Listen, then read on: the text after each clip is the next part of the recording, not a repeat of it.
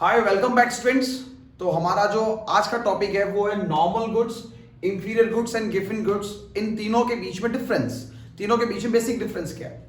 बहुत सारे लोग कंफ्यूज होते हैं कि भैया नॉर्मल गुड्स क्या है, इंफीरियर गुड्स क्या है और गिवन गुड्स क्या है। और एग्जाम के अंदर बहुत बार पूछा भी जाता है डिफरेंस इन दोनों के बीच में, इन दोनों के बीच में, इन दोनों के बीच में, एनी टू। ओके, तो बेटा हम समझते हैं कि तीनों के बीच में लॉजिकली क्या डिफरेंस है प्रॉपर ढंग से। ओके, तो बेटा इन तीनों को समझने से पहले मैं एक छोटा सा एग्जांपल लेता हूं। एग्जांपल से क्या बहुत सारी चीजें क्लियर हो जाएगी।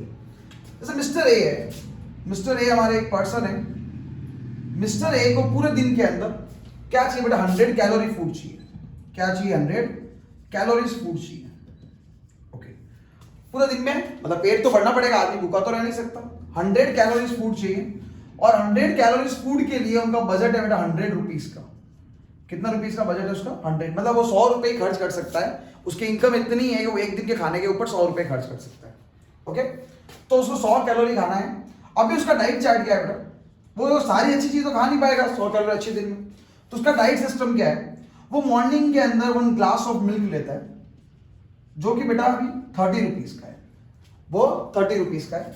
वो सब एक ही ढंग की चीज खा पाता है क्योंकि उसको जो लंच है उसको ऑफिस के अंदर, मतलब लंच है जो ऑफिस में जो करता है उसको पता होता है लंच बहुत ही खराब से खराब क्वालिटी का है।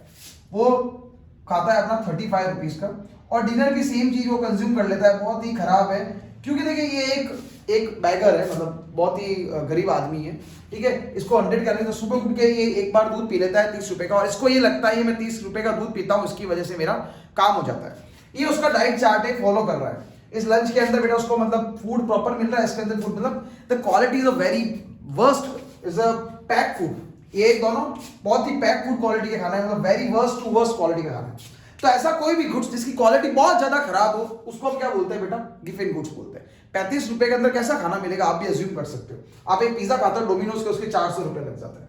तो उसका 100 रुपए का एकदम आराम से चल रहा था। अब ये 100 रुपए उसको कमा रहा था, इनकम 100 ही रह गई, मतलब इनकम नहीं बढ़ी। लेकिन हुआ क्या है, ये जो 35 रुपए का खाना था इसकी कीमत कितनी हो गई बेटा?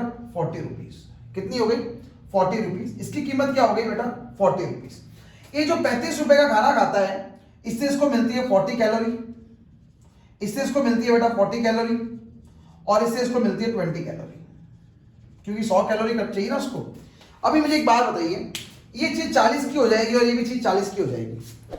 अब 100 कैलोरी खाना है तो ये तो 100 रुपए का भी खा लेगा, तो अभी इसके पास मैक्सिमम से मैक्सिमम 60-65 कैलोरी तक पहुंच जाएगा। तो ये तो मतलब नहीं। वो क्या करेगा? मतलब quality of that food is good, this is a good quality, और दिस इज द गिवन गुड्स। आप मुझे बताइए बेटा, आप क्या करोगे? आपको 100 कैलोरी पूरा खाना खाना है, मतलब पूरा फूड कंज्यूम करना है, और इस तरह से आपका रेट चार्ट हो गया। तो जब भी गिवन गुड्स ऐसे गुड्स होते हैं जो बहुत ही पुअर क्वालिटी के, जब भी उनकी रेट बढ़ जाएंगे, आदमी को क्या है, ऑलरेडी वो मजबूरी में खा रहा है उस खाने को।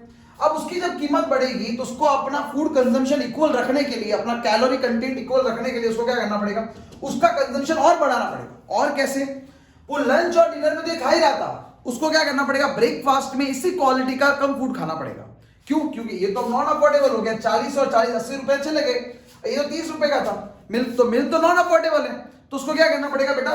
लंच और डिनर में जो बेकार क्वालिटी का खाना खा रहा है उसी को क्या करना पड़ेगा? और कंज्यूम करना पड़ेगा। इसी की वजह से हमारे यहाँ पे जो पुअर लोग हैं, पुअर पीपल है, उनमें बीमारी के चांसेस ज्यादा होते हैं। और बीमारी भी कैसे? ऐसी बीमारी जिसकी वजह से प्रॉपर न्यूट्रिशन नहीं मिलते और वो मर जाते हैं। रीजन क्या होता है? कि वो अच्छी क्वालिटी का खाना अफोर्ड ही नहीं कर पाते। तो this is a example of given goods. तो गिवन गुड्स का कंसेप्ट क्या हो गया कि जब भी गिवन गुड्स की प्राइस को मैं इंक्रीज करता हूं, जब भी गिवन गुड्स को बेटा मैं प्राइस को इंक्रीज करता हूं, तो आदमी ऑलरेडी वो गुड्स को कंज्यूम नहीं कर पा रहा था, तो अब वो क्या करेगा? जो अच्छे गुड्स वो कंज्यूम कर रहा था उनकी प्राइस को चेंज नहीं हुआ है, लेकिन वो क्या करना पड़ेगा? उनकी इसी की क्वांटिटी डिमांड को क्या करना पड़ेगा? इंक्रीज करना पड़ेगा। बहुत ही लॉजिकल रीजन है कि जब जो चीज ऑलरेडी मजबूरी में थी उसकी कीमत बढ़ गई, तो नॉर्मल तो पहले भी नहीं खा पा रहा था, अब क्या करना पड़ेगा? उसको उससे लोअर क्वालिटी में खाना खाना पड़ेगा। मतलब आप सिटी बस में रोज ट्यूशन आते थे पढ़ने के लिए, सिटी बस का किराया बढ़ गया, तो आपको क्या करना पड़ेगा? कभी कभी पैदल आना पड़ेगा। आपको पता है सिटी बस भी अच्छी नहीं है और पैदल भी मतलब टाइम वेस्ट हो रहा है, अच्छा नहीं है। इससे अच्छा खुद की गाड़ी होती, मगर खुद की गाड़ी तो पहले भी अफोर्ड नहीं कर सक रहे थे, तो अब कहां से करोगे? तो जब भी गिवन गुड्स की प्राइस बढ़ती है तो उसकी क्वांटिटी डिमांड क्या होती है? बढ़ती है। लेकिन हाँ, ये आदमी अच्छा कैसे बन सकता है? जैसे आपको बोलते हैं कि बेटा पढ़ोगे लिखोगे तो अच्छी सैलरी मिलेगी। अच्छी सैलरी का मतलब क्या? और इनकम इज इंक्रीज। तो गिवन गुड से छुटकारा पाने का क्या तरीका है, आपकी जो इनकम है वो क्या करो बेटा, आप इंक्रीज कर दो। तो जब भी इनकम इंक्रीज होगी तो गिवन गुड्स की डिमांड क्या हो जाएगी, हमेशा ही डाउन हो जाएगी। This is a core thing, समझने वाली चीज है बेटा। ये बहुत खराब क्वालिटी खाना है, मतलब आदमी अपनी मजबूरी में कंज्यूम कर रहा है, उसकी जब इनकम बढ़ेगी तो वो क्या करेगा, उसकी डिमांड को रिड्यूस कर देगा। लेकिन अगर उसकी प्राइस बढ़ गई तो उसको वो गुड्स और ज्यादा खाना पड़ जाएगा, क्योंकि बाकी गुड्स तो उसके लिए अफोर्ड लिस्ट से बाहर है। ये होता है वेरी बेकार क्वालिटी, वर्स्ट क्वालिटी जिसको बोला जाता है। एग्जाम्पल क्या है इसका बेटा, पैक फूड, ठीक है, या लो क्वालिटी, उसको बोलते हैं गिवन गुड्स। तो ये हो गया हमारा गिवन गुड्स। अब बाकी बचे हमारे दो, नॉर्मल गुड्स और इंफीरियर गुड्स। उसको समझते हैं। नॉर्मल और इंफीरियर एक्चुअली क्या है, स्टेट ऑफ माइंड है। स्टेट ऑफ माइंड कैसे, एक सेम क्वालिटी का गुड्स किसी आदमी के लिए क्या हो सकता है, नॉर्मल, जबकि दूसरे पर्सन के लिए क्या हो सकता है बेटा, इंफीरियर। सपोज दैट कि मैं किसी दुकान पे गया और जैसे मैंने वॉच खरीदी है विद वियर वॉच, ये वॉच बेटा 2000 रुपए की है, ठीक है। अब मेरे लिए ये वॉच क्या है बेटा, ये वॉच नॉर्मल क्वालिटी है। नॉर्मल मतलब मैं इसी को अफोर्ड कर सकता हूँ, इससे महंगी को अफोर्ड नहीं कर सकता, और ये अफोर्ड कर सकता हूँ इसलिए इसकी सस्ती ले नहीं रहा हूँ, मतलब इसकी सस्ती मैं चाहता नहीं हूँ और इससे महंगी मैं ले नहीं सकता। तो ये क्या हो गया, मेरे लिए नॉर्मल गुड्स हो गया। मगर मेरे पास में एक पर्सन खड़ा था, उसने बोला please show me a watch of the Rado, approx my budget is 50-60,000 rupees. इसका क्या मतलब था, लाइन का 50-60 हजार, उसके लिए ये गुड्स क्या है बेटा, वो ये गुड्स अफोर्ड तो कर ही सकता है, पर फिर भी उस गुड्स को बाय नहीं कर रहा है, क्योंकि उसके लिए गुड्स क्या इंफीरियर। एक आदमी के लिए मारुति सुजुकी 800, मेरे लिए मारुति 800 एक लग्जरी गुड्स है, नॉर्मल गुड्स का पार्ट है, मैं उसको बाय करना चाहता हूं। लेकिन जो आदमी ऑलरेडी ऑडी BMW चला रहा है, उसके लिए मारुति 800 क्या है, इंफीरियर गुड्स है, शायद वो तो उसको और भी खराब क्वालिटी का बोल सकता है। तो बेटा नॉर्मल गुड्स का मतलब, नॉर्मल और inferior basically state of mind है। एक आदमी की इनकम अच्छी है, उसके लिए सेम गुड्स क्या है, इंफीरियर है, लेकिन जिसकी इनकम कम है उसके लिए क्या बन जाता है, नॉर्मल बन जाता है। आदमी इंफीरियर, समझ लो जब मैं 2000 की घड़ी पहन रहा हूं और मेरी इनकम बढ़ जाएगी, ये गुड्स मेरे लिए नॉर्मल की कैटेगरी से कहां चला जाएगा, इंफीरियर में चला जाएगा। या आज मैं कोई छोटी 2000 की घड़ी पहन रहा हूं, 4000 की घड़ी को अफोर्ड नहीं कर सकता, मगर अगर मेरी इनकम इंक्रीज होगी तो मैं क्या चाहूंगा, मैं भी 4000 की घड़ी पहनूं, 4000 की घड़ी को यूज करना पसंद करूंगा। तो जब भी आदमी की इनकम बढ़ती है, पर्सन की इनकम इंक्रीज होती है, तो इंफीरियर गुड्स आदमी क्या करता है, कंज्यूम करना कम कर देता है, उसकी डिमांड क्या होती है, रिड्यूस हो जाती है। इंफीरियर गुड्स में बेसिकली आदमी जैसे ही, देखो हर पर्सन की जब इनकम इंक्रीज होगी तो अपना लिविंग स्टैंडर्ड बढ़ाएगा, तो इंफीरियर का मतलब है उसके लिविंग स्टैंडर्ड को सूट नहीं करना। लेकिन जब प्राइस इफेक्ट, मान लो अब ये घड़ी 2000 से 3000 की हो जाती है, तो मैं ये क्यों बाय करूंगा, मैं वो बाय करूंगा ना जो पहले मैं नहीं करना चाहता था। You understand my point, why I wear this watch, I like, no, I can afford that watch only, I can't afford a 3000 rupees watch.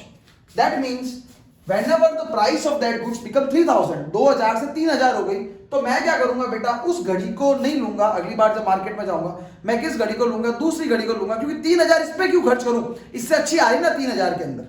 समझ में आ गई चीज। तो जब भी प्राइस इंक्रीज होती है तो उस केस के अंदर भी इसकी डिमांड क्या होती है बेटा, रिड्यूस हो जाती है। डिमांड क्या होता है, रिड्यूस जाती है। ये तो नॉर्मल कंसेप्ट है लॉ ऑफ डिमांड का, कि किसी भी प्रोडक्ट की प्राइस बढ़ेगी तो आदमी क्या करेगा, इसको कंज्यूम, गुड्स की डिमांड क्या होगी, क्वांटिटी डिमांड क्या होगी, रिड्यूस होगी। तो यहाँ पे भी ये है कि प्राइस बढ़ती है तो क्वांटिटी डिमांड क्या होती है, उसकी रिड्यूस हो जाती है, ठीक है। तो आदमी कहां शिफ्ट हो जाएगा, जैसे उसकी प्राइस बढ़ेगी आदमी कहां शिफ्ट हो जाएगा, नॉर्मल गुड्स में शिफ्ट हो जाएगा, ठीक है। तो आदमी क्या करता है, नॉर्मल गुड्स में मूव हो जाता है। और जब उसकी इनकम बढ़ती है तो भी वो कहां मूव हो जाता है, नॉर्मल गुड्स में मूव हो जाता है। मतलब जब आदमी की इनकम बढ़ती है तो पहले वो गिवन से इंफीरियर में आता है और इंफीरियर से नॉर्मल में जाता है। जब प्राइस बढ़ती है तो प्राइस बढ़ती है तो गिवन वाला तो और खराब क्वालिटी में जाता है, लेकिन इंफीरियर कंज्यूम करने वाला कहां चला जाता है, नॉर्मल में चला जाता है। तो मैं टेक्निकल भाषा की अगर प्रयोग करूंगा, यूज करूंगा, तो उसके अंदर उसका गिवन गुड्स का इनकम इफेक्ट कैसा है, नेगेटिव है, ठीक है। जबकि प्राइस इफेक्ट क्या है, पॉजिटिव है।